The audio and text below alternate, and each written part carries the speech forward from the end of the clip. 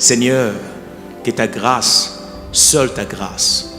Nous voulons instaurer un état de droit. Et dans un état de droit, il y a une justice indépendante. Ce n'est pas à l'individu Félix Tshisekedi de commencer à faire justice.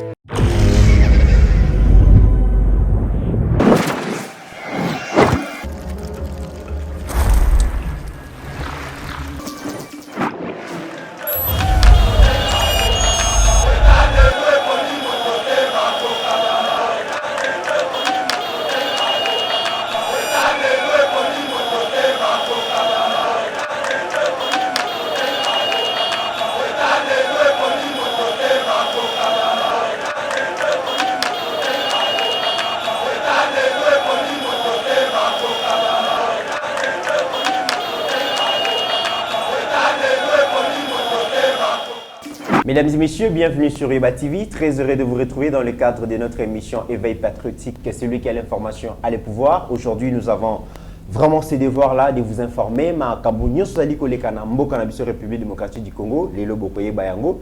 Lobby na ebi ke bo souffraki un peu parce que tozala qui vraiment té kasi lelo bokozwa nyonso bozala mo besoin actualité ya liboso tokobeta lisolo ya match retour ya ba Léopard na biso baza déjà na Maroc ba congolais na ba congolais baza vraiment préparé mobilisation zali tous azimuts parce que toyebi que l'impossible n'est pas congolais ata na Maroc toko remporter ngo toko kende Qatar toko meka kobeta lisolo et puis toko meka pe ko analyser muke match aller ezala ki ndenge nini et puis ba opportunité à tout nino totikali nango pour vraiment to koka ko espérer mais na yebi que vraiment espoir moral les a vraiment au zénith ba congolais baza toujours mobilisé pour ba yebi que ba Léopard ba ko zala qualifié et sujet ami balé Moïse Katumbi plus populaire que président Félix Jean-Pierre Bemba Fayulu d'après le bureau d'études internationales sur les Congo avec le groupe d'études sur les Congo. On en parle dans cette émission. Tokolo Belapé, motion des défiances aux Ali Bongo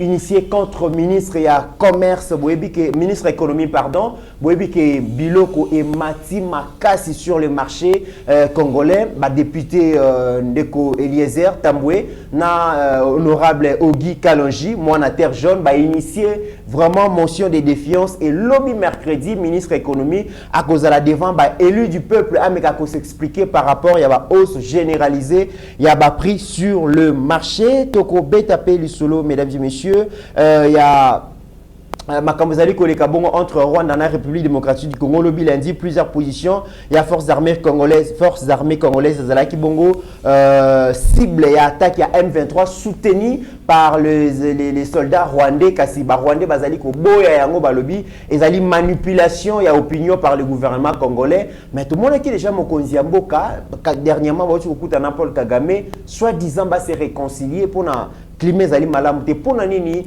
climat est détérioré makasi mikolo alors que tout le monde qui est entre Rwanda na RDC banda qui le président Félix azwa bokonzi moi climat comme qui malamu mais mikolo yo ezasu malamu te ba raison ezali ni tokobeta peli solo mesdames et messieurs il y a Expo Dubaï hein tokozongi la yango parce que la RDC a été très bien vendue et batumingi ba comprena quitté comment artiste musicien livra qui ba concert kuna et tout le monde a dit plusieurs ministres, notamment ministre du commerce extérieur, ministre il y a hydrocarbures, ministère rebelle qui représenté pour vendre opportunité au RDC Ezali ko représenté et Togobé tapé le solo mesdames et messieurs il y a des travailleurs congolais na commerce extérieur na commerce exploité par expatriés hein boyebi ke libanais indien pakistanais tout ça bazali ko exercer petit commerce au Ezali Bongo interdit na mibeko ya mboka mais travailleurs congolais wana bazali maltraité bafuta makamala muté travailler na meilleures conditions té et puis droit na bango zaka respecter té bazala droit ya congé té makambo ebele espéra ki ke mokonzi mboka tanga komi na bokonzi situation ne kozala résolu mais jusque là bazali komi le la kaka pasi eleki ministre du travail azali ko sala nini autant de questions oyo toromeka ko résoudre yango. Merci à notre réalisateur Steve Kondé lobby santé zalaki mo mubulu kasi lelo c'est bon aza accompagné bon on a Mesha Kochudi Mike Swakazali wana mon confrère Trésor Kando Lazawana. Je vois aussi mon jeune frère des papas sans oublier je vois héritier Ngashi qui est déjà dans ses studios bientôt Bako Mata Awana Trésor Kandolo. Pasteur Guili, bonjour et bienvenue. Bonjour Ndekomit, bonjour, bonsoir, na Bandeko Nyonso, Bazolanda Biso de partout. Donc voilà, nous c'est le Congo, toujours Bundelamboka, toujours Yebandeni, toujours Batela, Mboka na Biso, voilà, Ndetina na Biso, Yakozala à tout moment na plateau, Ndekomit, et ça Moussala au Congo et Pessi Biso. Donc Moututende Moutaopia Biso, verbe Toleka, non, nous c'est le Congo. Biso to Batela Congo, et nous défendons l'institution président de la République. Voilà, donc présence Nabiso, comme on a annoncé qui la fois passée. Donc nous sommes éprouvés, le number one Tutu Kalouji, Yagi Lumbu Bongo, Fideline Moussadi, Claudine Ntsumbu, les cadets de la famille Igelumbu, Aza déjà Namapata, il faut qu'on m'appuie que Kunda Mama, Mama Yoa, Yewana. Donc une mère qui pour Nabiso Nyonso. Donc Ndekomit na souvenir Yamakasi Yamalamu.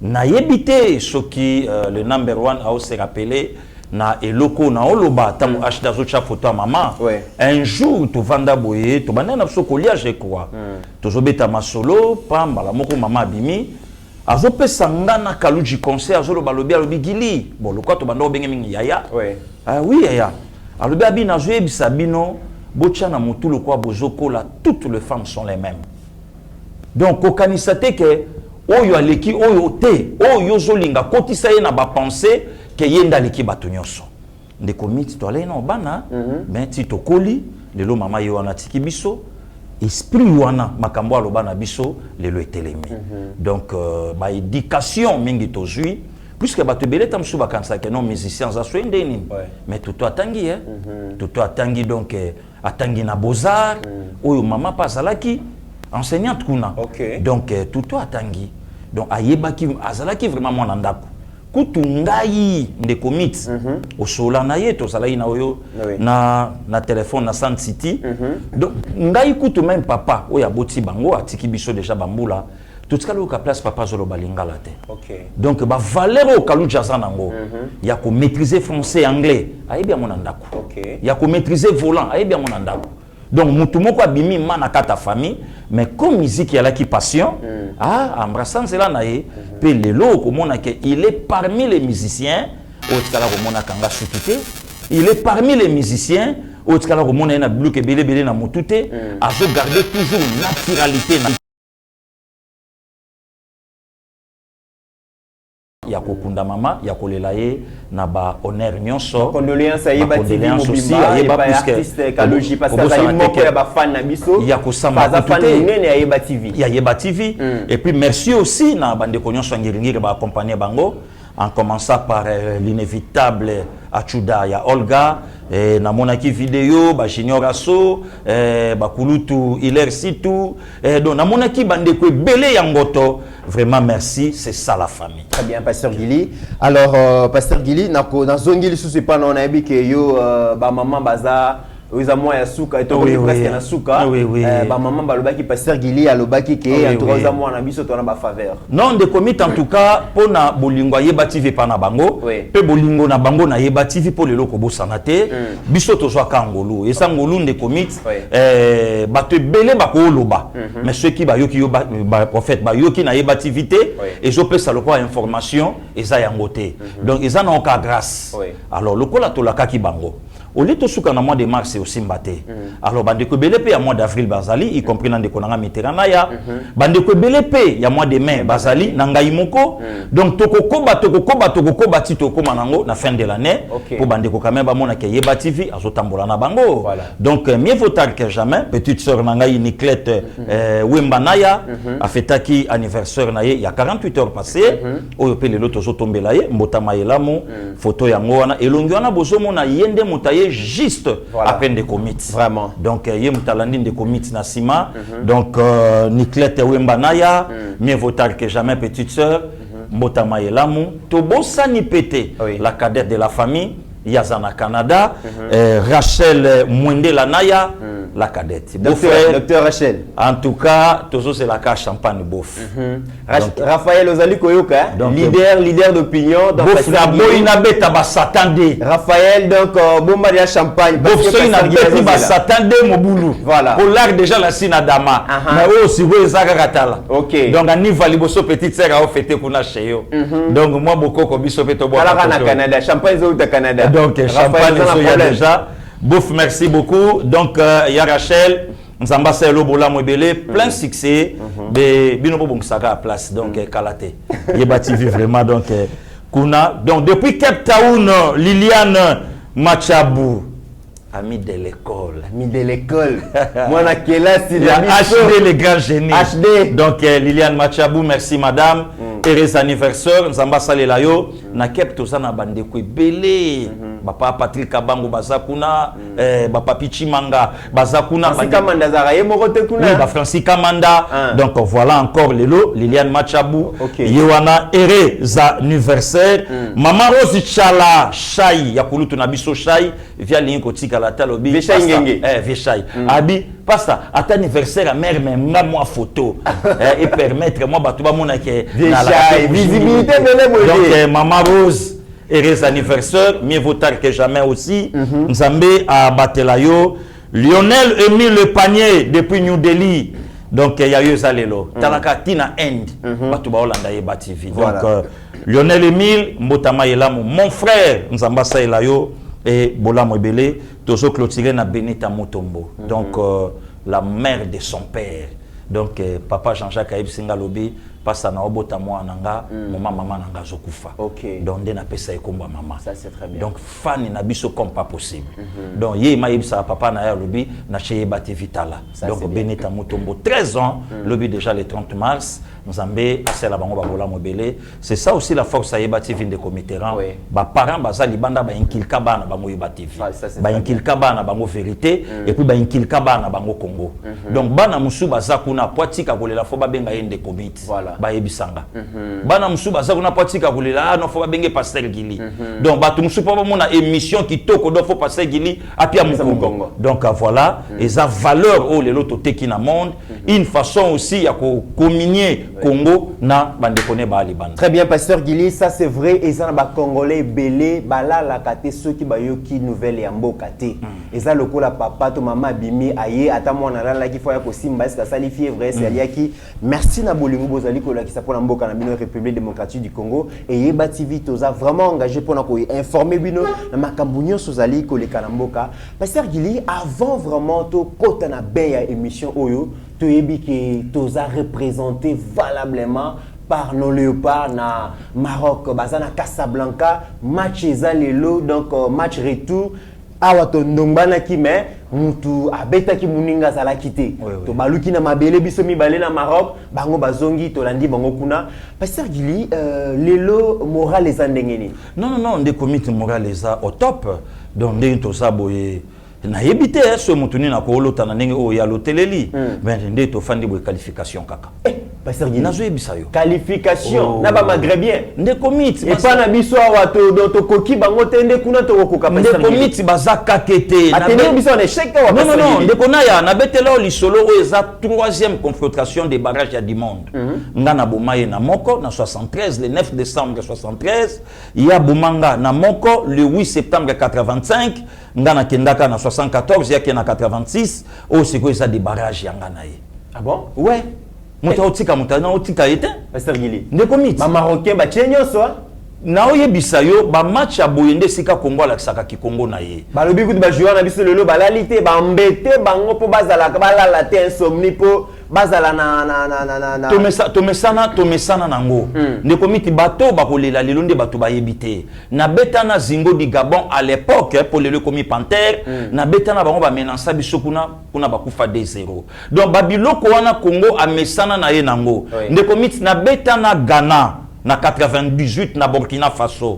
Yo somo na match zo beta mais ba joueur déjà basi bakangi ja ba bagage na bango, ba bike ba kopola. Avec quel joueur? Ba Bedi Pelé, ba James Deba. tokoma na terrain ndeko nanga Bijou Kisombe aboma bango na 90 minutes à Pamba Ghana éliminé biso tokota na quart de finale ti na demi-finale tolongwa na Burkina non oui tolongwa na Égypte 2-1 non na Afrique du Sud bafana 2-1 et puis aller toyo gagner Burkina na finale à Mouké donc voilà donc babiloko wana ndeko miti biso toyebi yango na yebi ke naza devant bateau balandaka mamba bale bayana nga ba José Tumba ba yebi mamba bale ba yebi ke ba match yo bateau belé ba kona ya Maroc to beta na bango za Maroc te défenseur mokaza na poids ya El Diaz te biso to beta na Maroc à l'époque la majorité ya ba joueurs marocains ba lay ba militaire mais le tangelanga na Lyon wana est-ce que 3 joueurs militaires basa ozoyo kamande ko mit le total la match n'écran mais biso wana donc ba vie ba yebi radio amuke ozoyo kamake non vie ba sunga nzinga azolo ba déjà na OZRT et Jean Kabongo blessé et puis nana niatie El Diaz donc azana nous militaire joueur Maroc wana ko kabisote ozo comprendre donc babiloko wana de commit biso déjà esprit et sekuba nango yango moni na regretaka tango zo mona batu mususu lokola za opposant ya Fachi alingia mema ki opposition na yeti na mboka non to kata na kutu po eloko moya okendo sala kuna ezate est-ce que biso to kokobeta de commit ba match ke sana raté Maroc to beta na bango ba Maroc bekipo to beta na bango Ghana we ya lembana biso 1-1 awa na Accra 0-0 Ghana wana yemtanga sala histoire premier pays africain nga beta demi-finale mais biso lembana biso mais Ghana boma Afrique du Sud tozala pour le moko aboma y aller comme retour mais qu'est-ce que abomie na Kumasi akeboma isukune panaye donc voilà mais qu'est-ce qui a fait que tozu ba opportunité à ko marquer babu ebelé mais finalement donc ezalaki kaka Bimokonde ezalaki bongo marqué finalement pourquoi on n'a pas réussi à marquer 2 3 4 alors que c'est la première fois tout le monde a quand même que nous avons une équipe à pointe une équipe vraiment ils ont rassuré mais pourquoi à domicile on n'a pas réussi à faire la différence ndeko mit ba match ko kana raté lelo fo ba ndeko baye ba ke bon lelo ba match beta masu na ba terrain te lelo ba match beta masu na ba mboka te puisque lelo be équipe nyonso yebi ke soka bimi libanda akeye pa ya batalo ache mental na ye na ndenge oyo akutana kuna ayebi ka zo beta na 11 na terrain mais arbitre pas ya ngambo wana donc ba kinyenga wana lelo ya la nango sute donc dès auto zanga ki ande komite ko kota nango pe awa kala mingi ta match zo banda déjà et au kota nango et au va nango donc eza ngo problème te donc ezaka ke loko ke esprit ezala moral o mokonza mboka pesi bango souci ya 80 millions d'habitants o lelo ba na sima na bango alors ba ça la différence et puis ba koma histoire na bango oyo vie Lumumba lobaka donc andora ba vie kibonge na 74 andora ba vie TP andodo ya ba vie wana lelo bango po au sentiment que non soso à côté pe na banal ya mboka vous comprenez c'est vraiment l'homme du match au sentiment que non limbombe au sentiment que non limbombe à côté pe na kata masolo ya mboka donc bakambu do ba Dieu merci mbokani bakota donc ezana ngo possible de commit mais nazo confirmer ba congolais na ba congolais partout et sika bazali tala match ne lembo Congo. Dernière question Pasteur Gili dans les Congolaises et les Congolais pensent que Meshak na terrain a créé vraiment différence parce que Koya na Tomoni c'est sous le chef de l'État a pesé de tout son poids pour que Meshak Anya Tabongo encore une fois le stade des martyrs et à Tambola Kistan Mobima ko saluer ba Congolais est-ce au top est-ce qu'à ça non Azap au top le comité au moins lelo Congolais komisaka ba Cristiano mais toujours grâce à au mon appétit Meshak obeta na Cristiano ba gagner na nous bango non seulement ba gagner pour Yachebi parce que ba valeur wana Congolais komisa angote ba makambo na soki ezalaki joueur marocain oloka ba Congolais ba telemi même na ba photo na ba page na bango ya Joe kutu ba utobeta kalata wa boye donc na United mais ba gagner pour Achebi mais le quoi eza Congolais ba ko vendre ba biloko wana te donc ba ko beta ngote petit wana ana top ndeko mit tozana ba joueur ba na kombo sikoyo ba kambulo na Marseille mutaleke na kota zate kolo aza au top le lotongu et à saison na vraiment le lotongu ba to ba beta li solo ya Hakim les Marocains ba ba kazo beta même championnat et puis ba ke ba kambo azo beta na club boyo ya moko ya liboso azo Ligue des Champions en France très bien donc Voilà des comités. Mesdames et messieurs, les lobalobi pour tout makala mabotika la pour mais interdit aux crises cardiaques. Oh, bateau bakukaka makambo te ndeko mi. Pasteur Gili. Ah, Crise cardiaque. ah, ndengeni. ndeko mi tobela kamutema. Tomeli la vente ndengeni. Te bango. Bango nde. Obela kamutema, obela ka tension. Uzaka na ba problème à cœur ke banari. Poto beta na Uganda 4-0 vient absolument ya banda la kufa. 4 bia room tellement il est kaka kitoko via gangi via kenda tilelo via partir. Donc il va répéter cause à le sentiment que non Maroc a bandi mena chédé. Et puis dango na ochai na 75e na 88e minute. Donc le temps ba osala wana pas Burundi na 91e minute il prend. Au moni soko kokaka ba joité et bo makape. Mais pasteur Gil na wosenga vraiment na babaer le lobo benga biso to bi ke bobenga biso te za fin du mois. Bolé qui c'est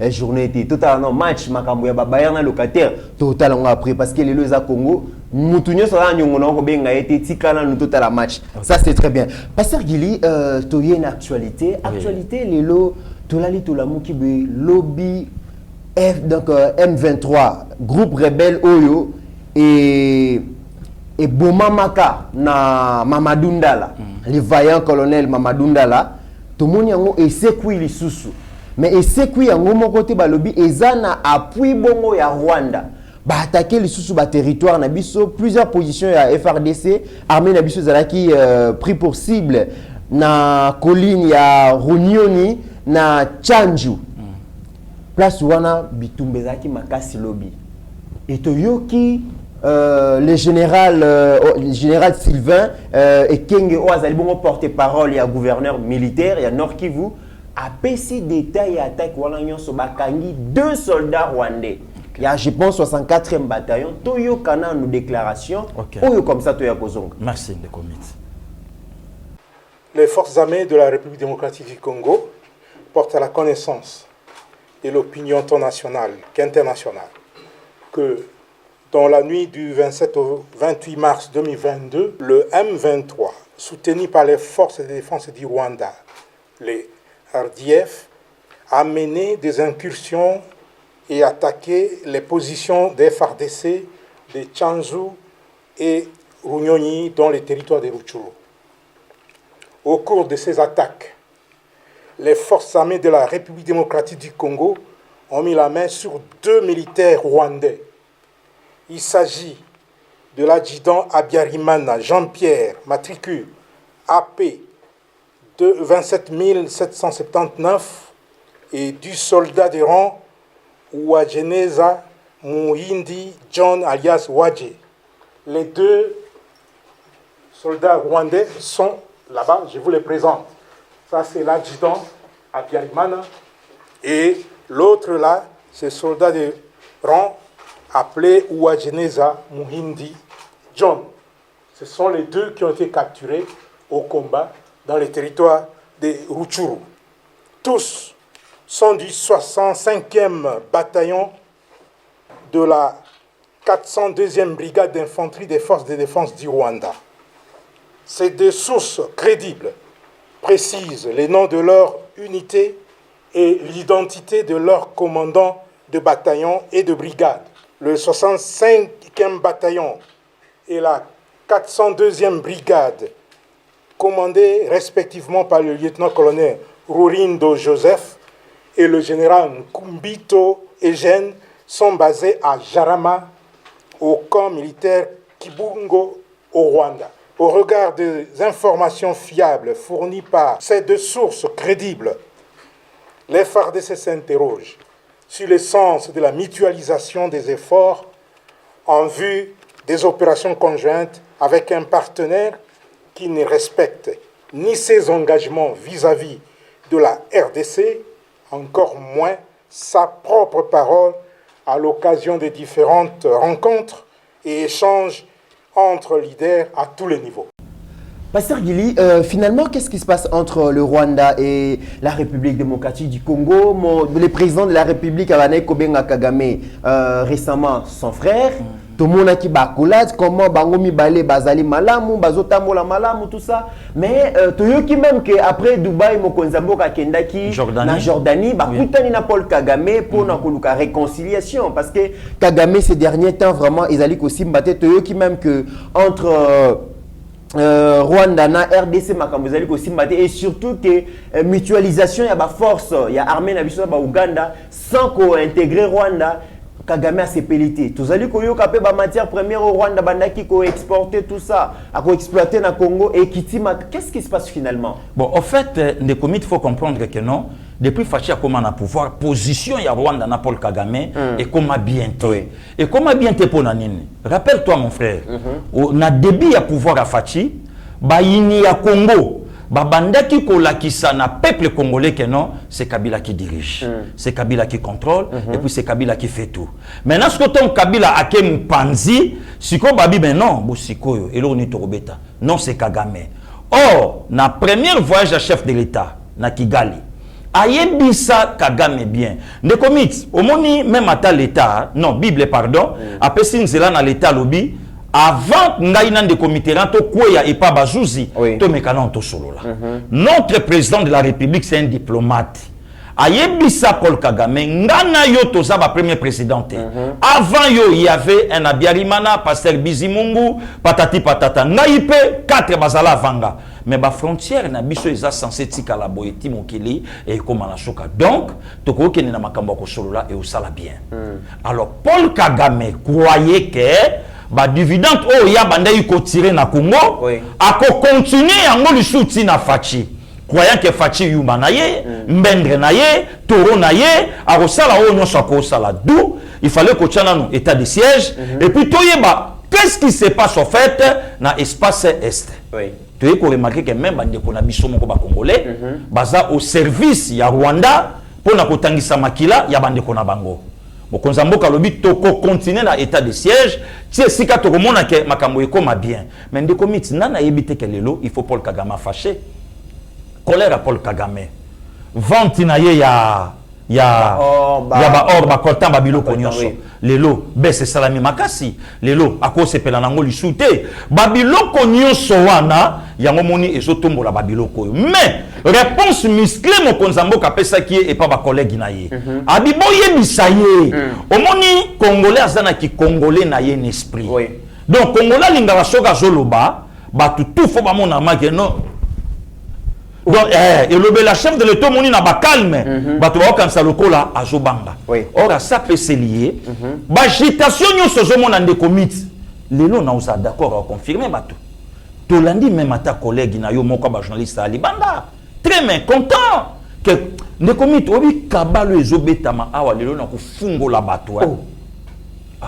Kabani nous on a pasteur Guilio ba yebité. Ndeko mit journaliste au sein l'émission Libanda na Mikilia Poto azolo ba déjà que sondage ya mokonzi et c'est quoi ndenge okutani na Paul Kagame na Jordanie 48 heures après makamba sondage ebimiao bon lelo ce que ba bimisi ba photo ya ndeko na ndenge zo bimake azana kata circuit fermé ya bato wana bato ba robo ya ndenge vous comprendre donc tant mokonzi akendeki aken appel ya roi Abdallah abengiye non seulement bango mibale na quelques présidents ya ba pays africains bakuta na po bayoka oyo Paul Kagame zanango ya koyebisa chef de l'État il est très mécontent azomona ke ba makambo nezo simba lisute et force facha zanango azokende skopo na kosilisa ko bosa na tende comiteran ezala makambo salama na kata este wana ba Alain Got le belge les lots sanctionnés par les Américains. Voilà. Babylon Cognon sona eza perte pour na Rwanda. Ozu badan gekle Rwanda. Babylon Cognon so eza perte pour na Rwanda. Et kobo sanate liste soukité. Na mikolezo ya batu bakoza la surpris États-Unis a ko sanctionner batu mibale OP ba sima ba en fonction ya makasi na mboka na biso. Batu mibale nazo yebisa yo. Pasteur Guili. Nazo yebisa. Yo de choses à l'information wana. Ne commit. Ngai ndenge ozomona ngabo na travailler à la Maison Blanche. Ah bon? Na oyebisa yo ndeko mit. Oyebi déjà bato ba sanctionner. Ndeko mit. Na travailler à la Maison Blanche, na zana ba envoyer.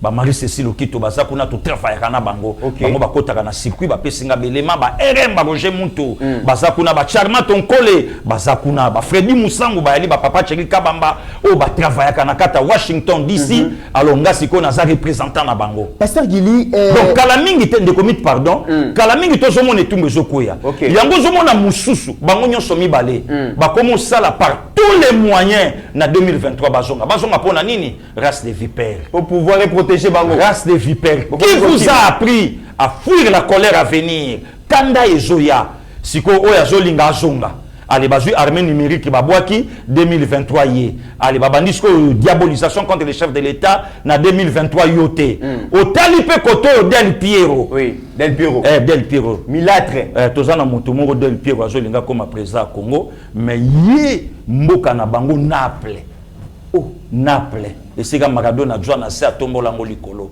Naples bandeko na ye Materazzi Pasteur Gili oui race de vipères donc bango nyonso bayebi ke mabe moko ezoya lobi ezokoya pona nini président ya Chelsea lokola déjà banglais babandi déjà kokoma na ye mobulu ba malin bango bayali bazo comprendre soki déjà oyo a soutenaka Chelsea et banyo yindela ye c'est que ngai pe mutu ya chipele kala mingi te bazo simba ngai ozomona donc babiloko nyonso wana yango bandi agitation mais non attention de commit tous ça dans les bons et le banango donc ata ya nanga chachombala toujours dans les bons donc tous ça dans les bons makambo ezabe même ata pagayi wana ozomona yango te zala ki lobby to quoi finir na makambo yo tina suka pe kime okotana. Dernière question Pasteur Gili, tout le monde en mboka au République démocratique du Congo à chaque fois Rwanda bandaki ko agresser biso bandaki ko sala ba incursion dans ba territoire na biso il était difficile ya koyoka ba autorité congolaise batanga komo ya Rwanda. Voilà. Mais lelo à la différence voilà. Rwanda vraiment bazotanga na komo ke Rwanda côté le biso. Mais mokonzi ya mboka pour la première fois aza très dur na Rwanda. Le 26 février 2022. OK. À l'occasion de l'ouverture des travaux de la 12e conférence diplomatique sous le thème de la diplomatie au service du développement de la RDC et de la paix, le président Félix a attaqué Kagame en déclarant qu'il est suicidaire. Pour un pays de notre sous-région, de penser qu'il tirerait toujours des dividendes en entretenant des conflits avec ses voisins. OK. Pasteur Gili, président Félix, c'est un bon diplomate, un vrai diplomate, mais malembe volume komi komata. Kande komi komata, ba déclaration ya colère komi komata. C'est normal. De komi. Paul Kagame a komi ko énervé président Félix. Non, rien na yende bandio komana suka. Rien na Paul Kagame. Force Afrique centrale et zo na RDC. Force même Afrique et zo na RDC. C'est rappelé dans makambo ya Angela Merkel, c'est que l'Afrique manquait, pas le Congo, c'est que l'Afrique manquait. Un président na niveau yaba Félix Antoine Tshisekedi Tshilombo. Voilà. Donc des comités, ozomona makambo wana to vandanga na yo to yoka Paul Kagame na France, ko cracher sur nos morts. Oyo ba yini ya Congo baloba babi tela Paul Kagame ndenge azobo ya levier Mukwege. Mais akondima le docteur Mukwege en quoi? Pour ce kandimi, c'est que yende mutaza hotel ya makambo vie Mukwege. Amoneli pasi. Donc bangosko balinga kinini. Mukonzamboka telema na miso abatu aloba na ekekeba. Non? Oh lelo to totala ba G20 banani ba quoi? Ba G20 oui. To totala. Tomoni affichage ya Congo par rapport à Rwanda. Donc Congo liboso, Rwanda nasima. Pourquoi? Puisque le monde entier en a besoin ya Congo pour na makambo belé oyo mokile kozanga lobi Congo asanango comme solution entre autres forêts, entre autres fleuves, entre autres makambo belé. Donc lelo il lui faut même ba grand ya monde babate la Congo par rapport ya petit frère na biso Rwanda. Très bien. Donc lelo tango Paul Kagame azoloba na ekaka po aloba mukila ya pamba. Or ayebike abandi jako koma na fin ya reine na ye. Pasteur Gili, mokonzi ya mboka à part promesse à pesa ba congolais pour la rétablir kimia na espace est de la République démocratique du Congo à lobby à se sentir présidenté ceux qui me quotité à part la sécurité mokonzi ya mboka a besoin ya ba investisseur baya et belé ko investir na Congo pour na couper sa bayemboka misala et dernière sortie oya salaki diplomatique pour la vendre République démocratique du Congo et zalaki na Dubaï to landa moi extrait wana et pas wapi to ko pesa vraiment longonya na ministre ya commerce extérieur Jean-Lucien Boussa pour la réussite ya activité wana comme Expo Dubaï 2022 to landa extrait comme ça to ya kozonga. En partenariat avec l'Expo 2020 Dubaï, a permis de mettre en place un cadre de débat stimulant les opportunités commerciales prometteuses qui se présentent sur le continent. Cette réunion a donné une forte impulsion aux relations bilatérales en établissant des bases solides sur lesquelles s'appuyer dans les jours à venir. Ainsi, la République démocratique du Congo a pu conclure quelques protocoles d'accords importants, notamment l'accord bilatéral d'assistance mutuelle administrative en matière douanière, la convention pour l'élimination de la double imposition et la prévention de la fraude et de l'évasion fiscale en matière d'impôt sur le revenu, l'accord relatif à la promotion et à la protection réciproque des investissements et la protection de l'accord sur la mise en place d'une commission mixte pour la coopération entre le ministère des Affaires étrangères et de la coopération internationale entre le gouvernement de la République démocratique du Congo et celui des Émirats arabes unis. Mesdames et messieurs, distingués invités, l'Expo Dubaï 2020 a permis non seulement de partager les informations sur les opportunités, mais aussi de contribuer à la mobilisation et à un engagement de tous les pays participants en faveur d'une action concertée pour la construction d'un monde meilleur. Les efforts en faveur du développement doivent se poursuivre, étant donné sa corrélation avec la paix, la sécurité et la stabilité. Je vous invite donc à visiter de nouveau le pavillon de la République démocratique du Congo et à saisir toutes les opportunités d'affaires qui y sont offertes. Ainsi, je déclare ouverte la journée de la République démocratique du Congo à l'Expo 2020 Dubaï. Que vive la République démocratique du Congo, que vivent les Émirats arabes unis, que Dieu protège l'amitié entre les Émirats arabes unis et la République démocratique du Congo. Je vous remercie.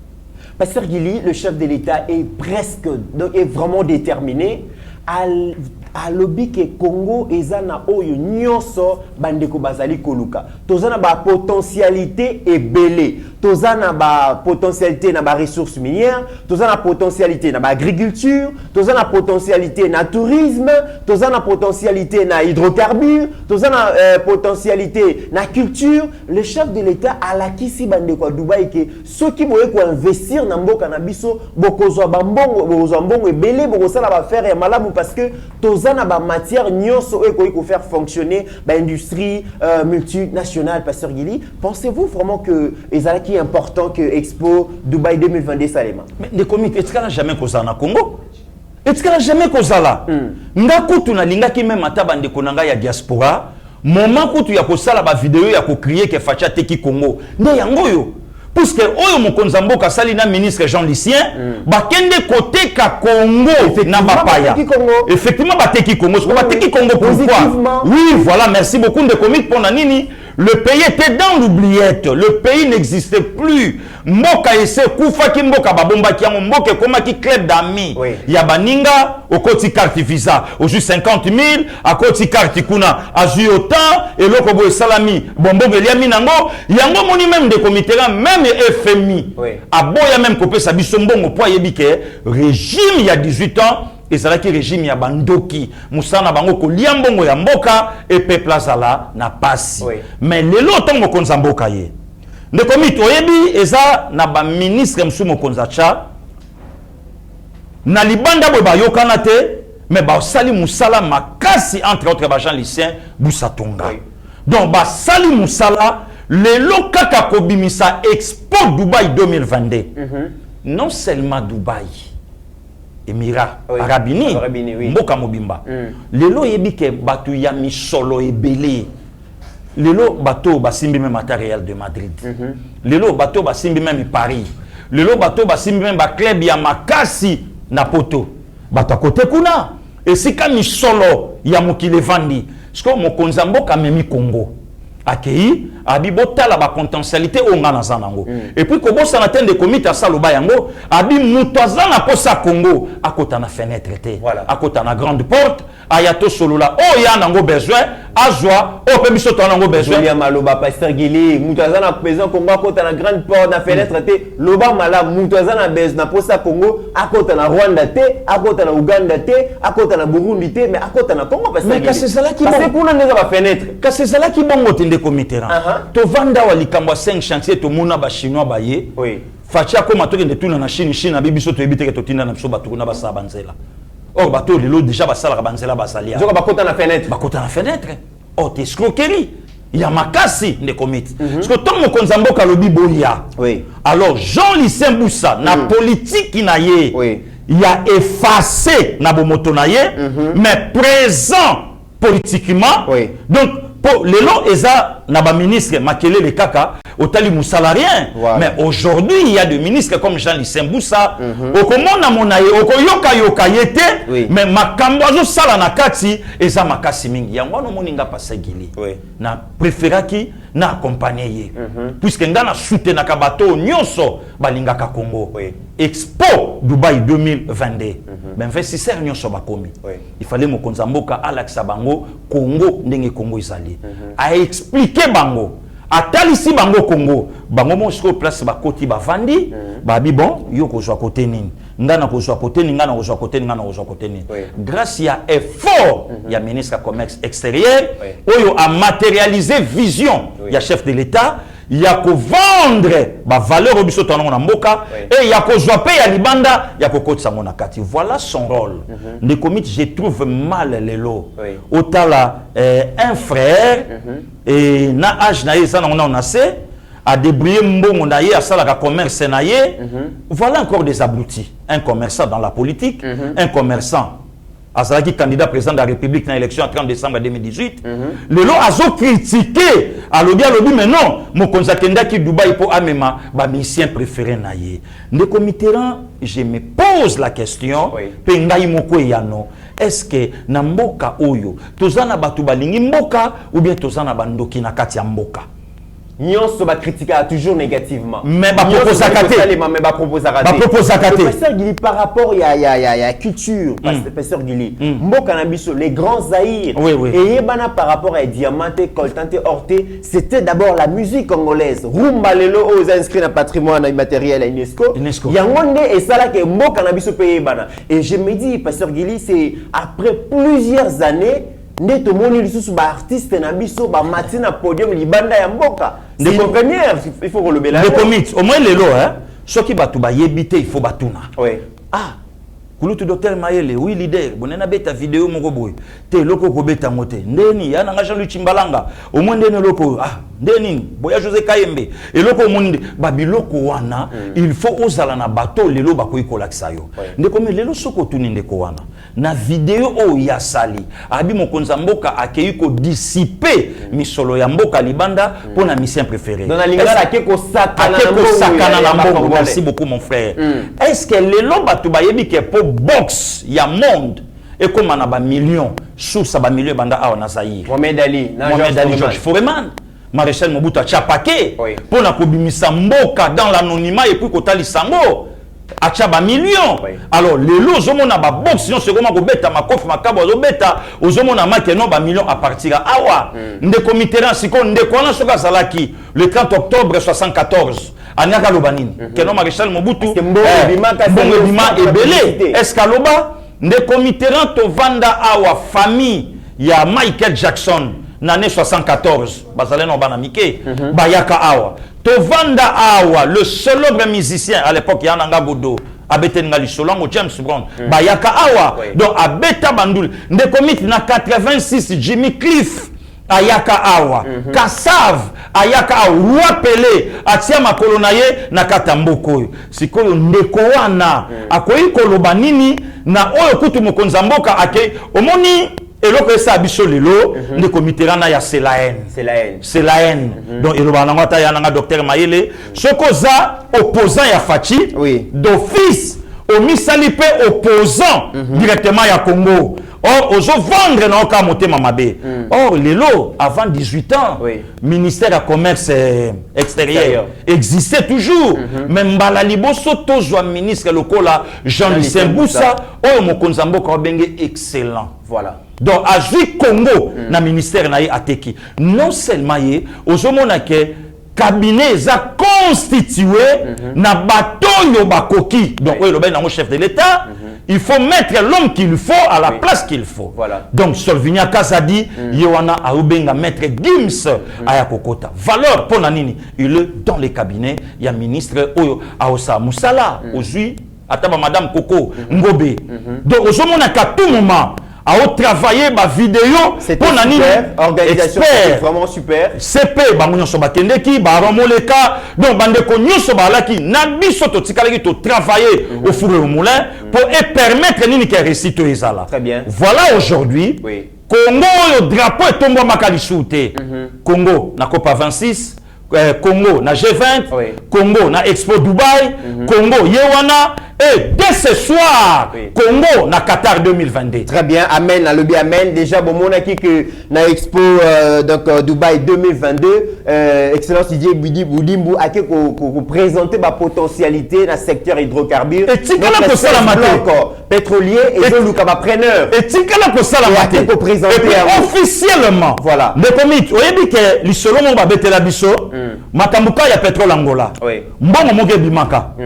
Quand on va tout battre pas et bimado moi ba de ba vrai musuni ba yanke ba tira na poche ba yanke ba kabola rien. Mais voilà aujourd'hui le ministre Didier Boudimbu ndakutu na omituna est-ce que chika tangaka ya hydrocarbures pour venir na mende amela pe mana ministère wana venir nge pongala jesse c'est toi no kantaraka ke mbongo uta kana secteur minier na secteur minier buena boye hydrocarbures on voit un jeune ministre qui se bat pour que le secteur à pétrole ait contribué suffisamment à budget national. Mais justement donc il y a développé secteur il y a Congo central le mal il y a Fachi Zanine Mabé à chef de l'État a faire jouer tous les ministres.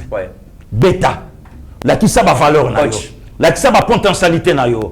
Jean-Lucien, bravo. Na Expo 2022. Mais Boudimbu, olobi ni pona hydrocarbures. Dit Nicolas Kazadi.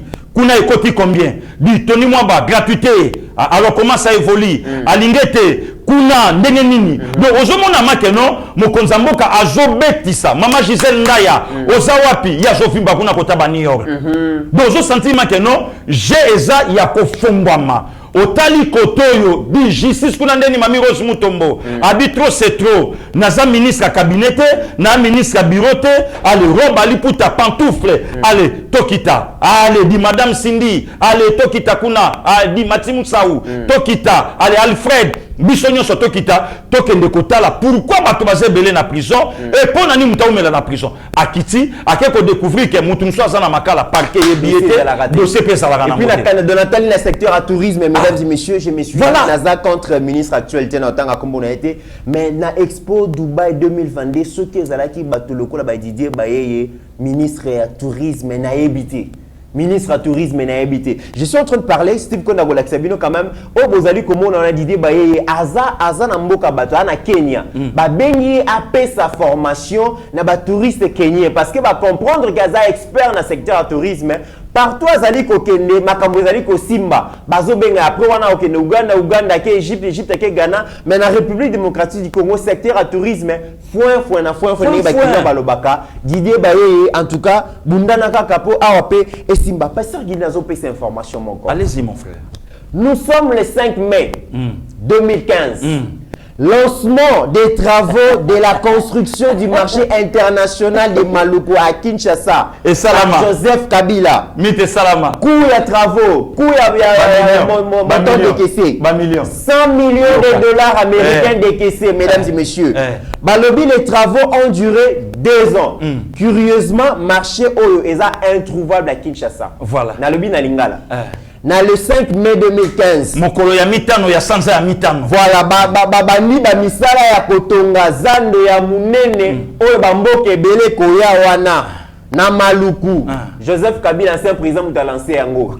Mbongo ba bimisi pona kotonga marché wana 100 millions de dollars. Et ça la matete. Babi travaux wana et duraki 2 ans, mais marché wana eza wapi? Te 2 ans na nekokite. Et puis ndeko mit fo yoka soni hein.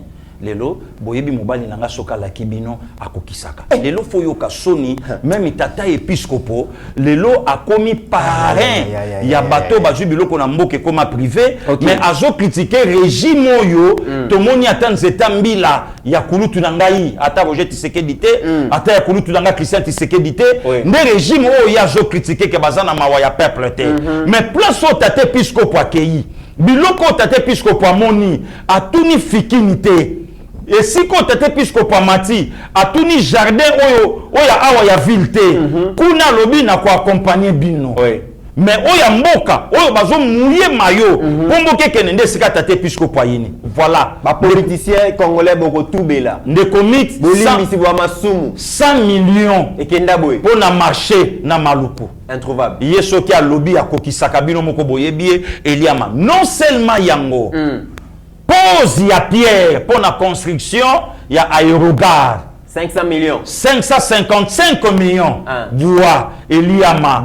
Bois, Boueni. Et Melama, de comité qui yungulu, entonnoir, na banda ko yebisa yo. Bino bozomo na banque, nzoka banque wana, suka nango, e bale. Donc, tant que zo kati saboy. Et qu'on les kate. Banque libérée 100 millions pour la construction, il y a marché moderne. Ya Maluku. Tant que banque a buaka peu comme na maluku ezana tio moko likolo yo ke wa po maluku ngamna yaka pona bongsa mboko kiu écoutez 555 millions pour la construction ya aérogare na njili kasavu bubuta zalati ka ngane na bongisa kiu nde yango wana 5 chantiers travaux kiu construction ya 5 stades municipaux mbongo ebima kiu. Voilà au moni lelo, il faut mon konzamboka ndeko mitirana ya fongola miso na justice amboka na biso. Il faut mon konzamboka, madame la ministre Mami Rose Mutombo, avec tout le respect, atala ba magistrat na ba avocat na katuana puisque on dirait mission ezali ya ko faire zapper sikoyo ba action nyonso ya mokonzi mboka bazui ba kasa bazali ko bomba ba miibi justice est mon abangote justice est mon abangote ne comitera où en sommes nous na problème à hold up le loto sawapi silence radio oh d'où faut justice c'est la muka. Comment bato basali marché te me basali cimetière moderne mais yemoko Kinshasa azana cimetière à l'état te mbongo 32 millions ya SNEL Eliama lelo bato wana siko ba monima ke mulunge bandi koya siko ba komi ko luka bazonga après lelo vandi mais ba difficulté onyo so chef de l'état zokuta nango mabulu ya leki ya kufunga makasi bato ba ibi nenga kolia très bien bato baza capable même ya koboma mboka pona ba intérêt na bango moko personnel et privé. Et ce qui est bizarre, même notre épiscopo a commis parrain, n'a quoi accompagner Bino. D'ailleurs, vous êtes encore de jeunes. Et puis Moussalo Bobanyan Bosabana Mike. Tate épiscopo boyete. Bandi ango, bazalaki bana Mike, bayaki na nini, bazui nini, pe bazui ango wapi po basala o basali, pe batiki mboka wapi. Voilà, des comitéra. Tout le monde est corrompu. Na cause ya mbongo soko zui au changer vocabulaire mais muto ya zo mouye costume ne batubino bokomisi ennemi na bino. Très bien pasteur Gili. Alors tout le monde est déjà na FC Bino vaste escroquerie aventure à 100 millions et kendaka kaboy. Projet Chilengelu batebele balobi eza projet moko ya mafia isale makate misale sale makate ce que bande si la kate. Mesdames et messieurs, tomemi bino na terre jaune. Mokonzi ya mboka ayoka ki kolela ya député national Ogi Kalonji oyo na parlement beleli alobi terre jaune eza quartier moko enclavé quartier moko déconnecté et sengeli nzela esalema parce que bandeko ya kuna bazape ba congolais zelo ezalaki mingi mokonzi mboka yoki mbela projet Chilengelu ekoti misala ekomi presque na ekomi na suka totala ba finissage dia musala suki bande ko sale mawana to ya kozonga. En tout cas papa tozane sengo tozana esengo makasi. L'air biso toyaka terre jaune awa na 2018. Tokoka te zelu si to sika to telemi awa. Zelu moko ezaki place wana ozotamboka ozo glisser. Donc Tonio Kwami, en tout cas Papa Kalonge, Azam Moïse ya terre jaune. Ayako bimisa biso na boumba zelu. To sepel pena président na biso Fachi Beton. En tout cas merci ma papa. Lelo batalo ebima to koma ko denda na nzela. Mais alaki to tambola. Ozo tiana lipapa na saki na mwe lamba mai. Boso komi na prince opangusi makolo lati talona mais lelo mutu nyonso abimisi batalo na ye ko dende zongi a papa bandako ezalaki musika seguro tokezwa na transport na aéroport na city train mais tozotambola zelo lelo période sepeli makasi na pese penza merci ya mingi aumela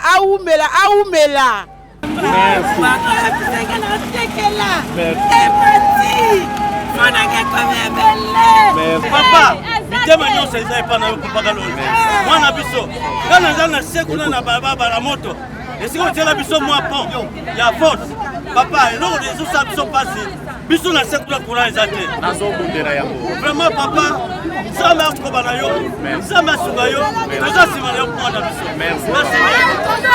Merci papa.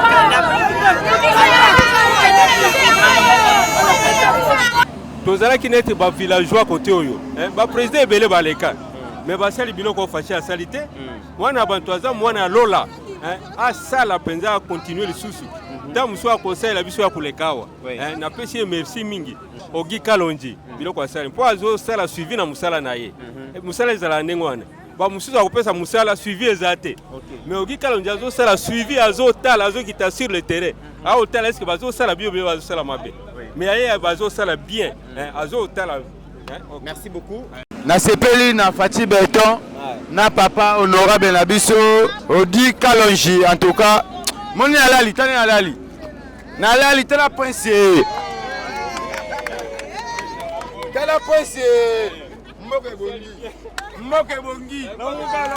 Mboke bongi to pesa lukunya pora nzela basali na personnel honorable Kalonji merci aumela na musala na ye nzambe apambola ye abakisa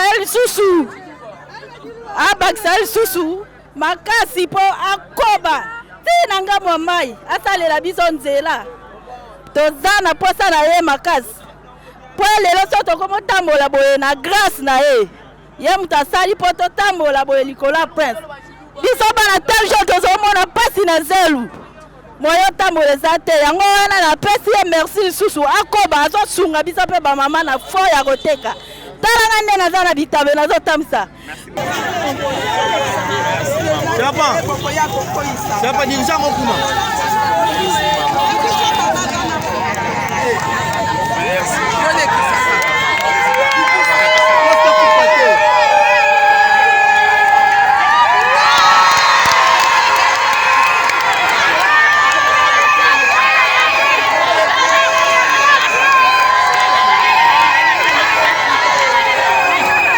Pasteur Gili, projet Chilengelu, malembe zali ko salema. Bandeko, ezaka o moko bomoni. Na Pasteur Gili tozo bongama, hein? Na réalisateur mso to bongama. Tokoya makala, tokoya toke kalamu, toke ne masina, toke ne partout au banzele zali ko salema. Parce que bino bazo kosa bino ke loko zali ko salema te. Pasteur Gili, honorable Ogi Kalonji, bravo. Omoni Moussa Zali Kosala, azo superviser Moussala, azali ko lambe la même bateau bazali Kosala misala wana bino ba surnommé honorable terre jaune. Donc yé na Tchangu Nzambe. Bravo. Ne comité local le bezate. OK. Kotala un député atongela tata oyazana michute ndako. Okuta ngo place nini. Okuta onka na bato mitema loko bango. Lelo tomba do lobake Tchangu non. Tchangu wana se Fachi. Tala député lelo babiloko o ezala te na Tchangu développement ya mboke ya la kananzela lelo tala ne komite obeta lisolone après vandi olobi que sondage peuple congolais balingi Fachi te bobo ke sur place nini non ça c'est de la folie pure et simple. Bravo na honorable terre jaune. Très bien. Alors mesdames et messieurs bandeko ya masina pe baleli balobi musala o mokonzi o Gentini Ngobila à lancé qui déjà devant marché roi Baudouin wana et Katani et Zosale Malisuté. Qu'est-ce qui se passe? Peuple bandaise ko CP là déjà, mais Moussala wana eza aux arrêts. Vous expliquer biso pour nani ni Moussala wana ezali aux arrêts. Pasteur Gili, honorable Ogi Kalonji, na honorable Eliezer Tambwe, Balobi et Sengeli, ministre ya économie, Akwea. Totamboli na marché, peuple azali kolela, biloko mati mingi. Qui est même Sima et Longwe 17 000 et commis 22 000. Tout le monde va se mouler mati, makambe belé mati, carburant et Sengeli qui est mata. Pasteur Gili biloko mati. Honorable Eliezer, na honorable Ogi Kalonji Balobi, député wana Akwea. Mais, bah député il y a Union Sacrée. Bah bengamaki jeudi, je pense le 24. Bah zalaki devant présidium il y a Union Sacrée. Et zalaki bongo président ya Sénabati, président ya Assemblée nationale Mbosso, Jean-Pierre Bemba il y a MLC et puis donc Kabouya, donc Augustin Kabouya, CGI-UDPS. Bakenda qui kosololana ba députés nationaux par rapport à la motion de défiance oyo balobi bokoki ko sa ministre wanate egozala autobu boluka to trouver solution mais ba députés nationaux ba boyi ba zui compromis te balobi ministre fois quoi peuple azali ko souffrir na yebité Pasteur Gili lecture na yo zalene. Les comités d'abord merci beaucoup. Est-ce que ceux qui peuple ont souffrir ndenge bango ba olobela mukoni na parlement to mona bandeko ba député balo bakete en tout cas biso le quoi peuple a souffrir bokata kata biso mo emolima pour peuple a souffrir et permettre que non moi makambo pe kota koto tout ce là comme on a mon il part toyoka yango te lelo ceux qui peuple a souffrir et que bandeko ba telemi ba boyi ministre de transport Moussanya zo sala Congo Airways ya mwana tozomona tout voyager la province c'est comme un problème. Donc, ce que ça pour le Congo, d'accord, des comités. Mais le problème, il y a biloko komata, le bande qu'on a poto baolata, baolanda biso. Na soli même ata na beloti mavungu. Alors binanga bi papa même na poto lipezo mata comme pas possible. Na tu oh, mais bino na bi non, mutako sayote. C'est comme si on dirait crise oyo des mondiales et ça partout à partir de Mambarisi na Ukraine et bouger. Moi je crois que nansela na yango. Mais ce que zaka que non moi dans mon koboye bombami que esala maboye kende boye ah wana iko simbate nde comité donc kozala na idée te que non peuple a souffrir puisque peuple n'a pas bando souffrir pe leloté na comprendre raté peuple ngo ezala ceux qui ont intérêt ba politicien peuple va souffrir mais ceux qui intérêt la palissade bazotambola bien et molime zobi makitoko wana ce peuple et talaki était ba pesa ce peuple mu Congo voilà des comités donc tout tika politique oyo ya haine politique oyo ya motema mabe mais boji peuple bobimisi liboso que peuple a souffrir mais peuple ando nyoko m'appeler l'autre Pasteur Gili likambu ya sondage élection zali ko poussa na malembe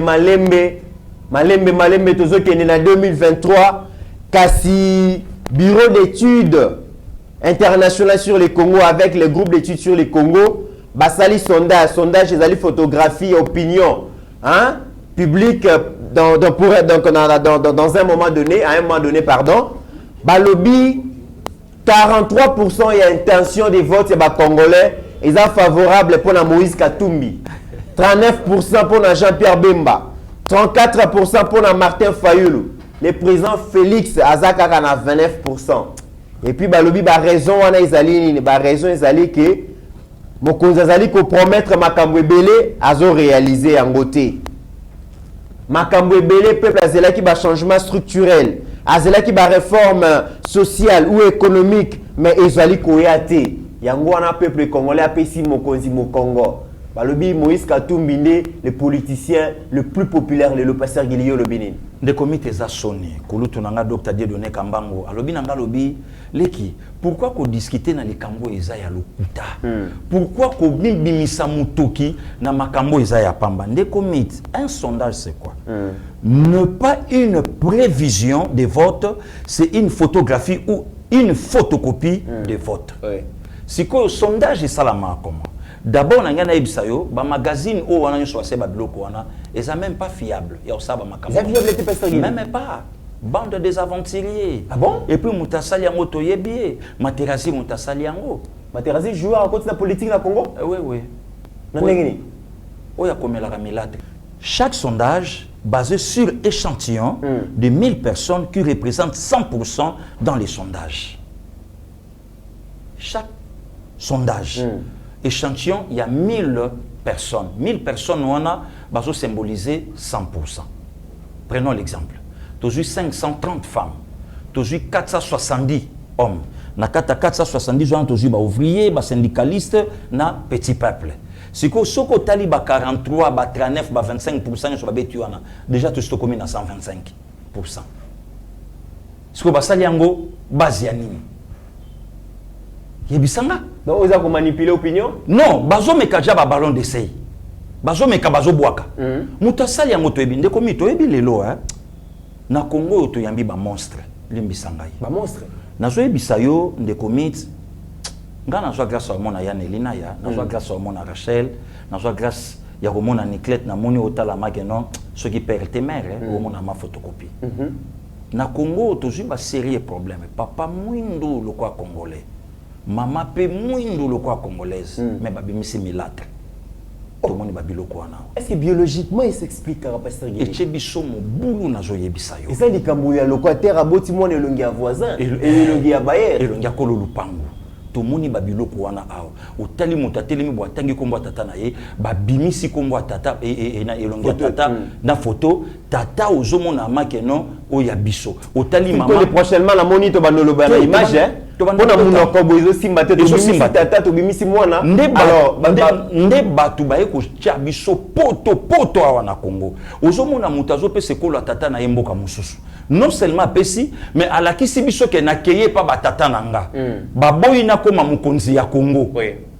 Mais bana ne ya misala balobi yo foko makala mukonza Congo. Tozomona mususu tata na yazalaki na ba fonction belé mutama yele ya mboka na biso. Tata o yapia. Oui. Otali tato tali na mama bakoyi ko bimisa mila traité. Miracle on a ndeko mito okuta ngokaka awa na Congo. Abingete mona ba mapasta moka boita mina na Kalemi moko na ewa bora. Na Congo. Makambo wana okuta ngokaka awa na Congo. Ndeko miti nde moto bazo sala ba makambo. En fait, eza manipulation. Okay. En fait, eza lokuta oyo babiloko moko bazolinga ba mekasko baye ba koma ndenge ni opinion déjà akoyo koza oyebi eza soni batala moto ba français belé. Wasima ba fonction minene na kata mboka na biso mais bazio na moto yo lekie na mayele po ya lekio na poche abi koma mona musala na ngai mais bazaba na misala lelo zotala député ozobika na émolument kutu assemblée babimiseli yo mbongo na crédit ozimo eloko moko awa boy kota balingwala mais ondimi okoma mwana musala ya mutu oyo na kati ya mboka na bino yo komi domestique ba député ya usage unique parce que na 2023 bozonga lisusu ne committerant oyebi ke babiloko nyonso na okuta onka na Congo lokola nazo reverser bango ba qu'est-ce que kobimisa likamba sondage OK na ngaki na fixer communauté congolaise nyonso basali banda Congo simple aventure.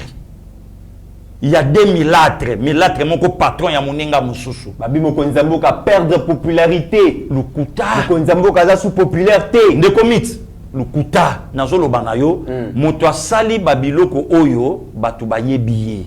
Na kotanga nanga kombo na yete me baza 2004 yé ba jouer ba tché na communication zoka ba tweet ba kombo ba talukuta ko slaka bango ba tweet zoka ba sondage à lukuta papa ola beta 100% beti 125% donc zo mona jake non lukuta de salamate or de commit il y a des sondages d'après ba institut où est fiable net na ba François na lokola ba BVA, ISOFT, donc institut où est fiable na makambo où est ratakate. Voilà. Ce qu'on va ça la ramonde ni. Beaucoup quand même attend ba téléphone en cela ba appel bozo yo kabatu. Une affaire à 1000 personnes oh lelo déjà ba biso au moins 100%. Yo tuna milâtre wana et salama wapi. Ndeko mi to yebi conseil na kopesa ba mama na zalaka na respect na bango pesa eloko na tata na ye.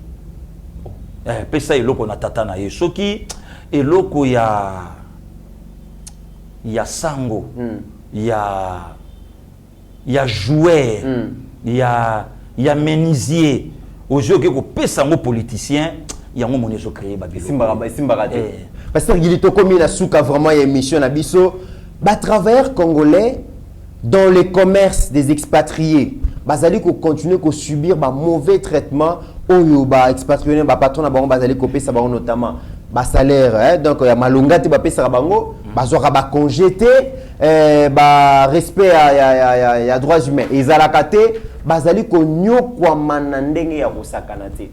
Tozali komona ndenge ba libanais, ba indien, ba pakistanais, ba ouest africain, bato yonso o ba uti na ba pays limitrophe Congo, bazo ya na mboka na biso bazo nyokola biso, ba nyokola bandeko na biso ebele na kanakata commerce na likambo commerce wana.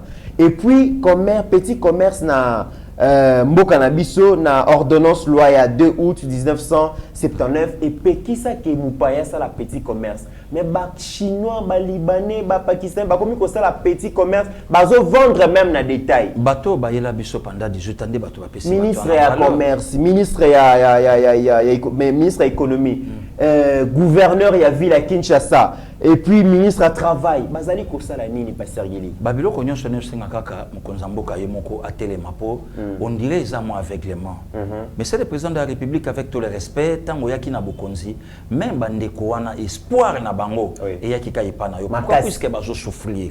Alors mais ka total apé kota bandeko na biso wana ba expatrié bazo duma mingi yango zo mona même ata ba expatrié posa na bango eza akoma mokonza Congo a diriger Congo expatrié lokola le kaka na ba fonction makasi na mboka na biso akomi kokosakati na ba sondage à lukuta donc babiloko nyonso wana ezosa pasi donc ministre ya travail ministre ya économie même yemoko pe premier ministre même gouverneur ya ville province à Kinshasa nisika otombo la parti na yo obileza makasi mikolo na ACP na yo ola kisabiso ke candidat na yo eza fachi c'est pas un problème. C'est pas un problème pour IDPS ne muta distrait IDPS ne muta olala yango na tende muteza musala na yo musala no eza mais ka o vérifier population oyo ba pesa yo charge au gouverner bango ba bikape moi malamu na katengumba oyo za mokona. Très bien parce que ba expatrié wana mingi bazali ko disposer sur une autorisation à séjour na Congo te ba musu bazali ko disposer ba visa ba visa touristique au durée nango déjà ici et les cas et puis eloko ezali ko kamusa biso ba commerce wana mi bokomona ba maison ebele ba maison commerciale et expatrié wana ezalaka na kombo moko donc bazwa kaka numéro moko wana bango nyonso bazali ko salela ngo c'est une façon ya kokima ba taxation ya mboka na biso eza malamu te ba konza mboka bofungola misu parce que na secteur wana eza malamu te. J'espère que la mikoleko ya to zongela yango to le belongo avec détail comment congolais ozwa masuba ya libanais okina ko bwaka alors que yaza na mboka ko créer ba toilette libanais bazo finga congolais bazo beta ba kongo ba maltraiter ba mboka na bango. Ce n'est pas normal to lingelo côté mokonza mboka bandeko bana mboka bazali ko tia espoir mingi et pas ina yopona ko résoudre problème wana. Pasteur Gili to komina sukaya émission na biso le mot ya clôture. Non de comitera merci Nzambe a pambola le prophète Samuel Nzambe a pambola évêque Gigi Lungu exaucé ya mama Miriam Nzambe a batela basali na Nzambe nyonso oyo lo sambo na bango eza Congo elonga donc Congo ekolonga to kolonga bitumbo nyonso to kolonga molili oyo ezipaki biso na katamboka oyo ke peuple sepelate Congola bikate no Congolais po bikamala mufaza libanda non il faut to bondela biso moko baimboka toliape meilleure production ya mboka na biso. Voilà des comitéran kimia na mabota ya bandeko nyonso ezala o bazana mikili ya poto ezala o bazana Afrika ezala o peto sana ba on kata mboka Nzambe apesa kimia bisika bazali. Merci beaucoup Pasteur Gili, merci Nabino nyonso bouti kolanda biso lelo. Donc Niclette, Rachel, mes sœurs, je vous aime beaucoup. Vraiment joyeux anniversaire na ba beau-frère Gervais Wemba et puis Raphaël. Déjà boyoki Pasteur Gili a lobby azoze la champagne mogezo utangambo so yete en tout cas bon un problème sérieux. En tout cas s'attendez. Beau-frère basakana kana ete. Wana betiga ba arme non convention. Voilà, merci beaucoup. Mesdames et messieurs, nous gardons l'espoir que Togo la qualifier dès ce soir. OK. Hein, je serai le président. Oui. Dès ce soir. Mais biso vous allez bon côté hein, biso vous allez qualifier dès ce soir. En tout cas, tous ensemble très motivés, déterminés parce que le Léopard et Gopé CSNGO. Merci na ba Congolais partout vous allez vous soutenir Léopard dans l'équipe nationale na bino pour que vraiment Tokene mondial pour na biso ça sera une grande chose oyo ekopesa esengo mingi na mitema ba congolais bale sangisaka foot sangisaka et ce soir donc nous serons qualifiés au-delà de nos divergences d'opinion mesdames et messieurs. N'oublions jamais que la RDC est plus grande que la somme de nos ambitions individuelles. En attendant, portez-vous bien car chaque jour est une vie. Merci beaucoup. Seigneur, que ta grâce, seule ta grâce. Nous voulons instaurer un état de droit. Et dans un état de droit, il y a une justice indépendante. Ce n'est pas à l'individu Félix Tshisekedi de commencer à faire justice.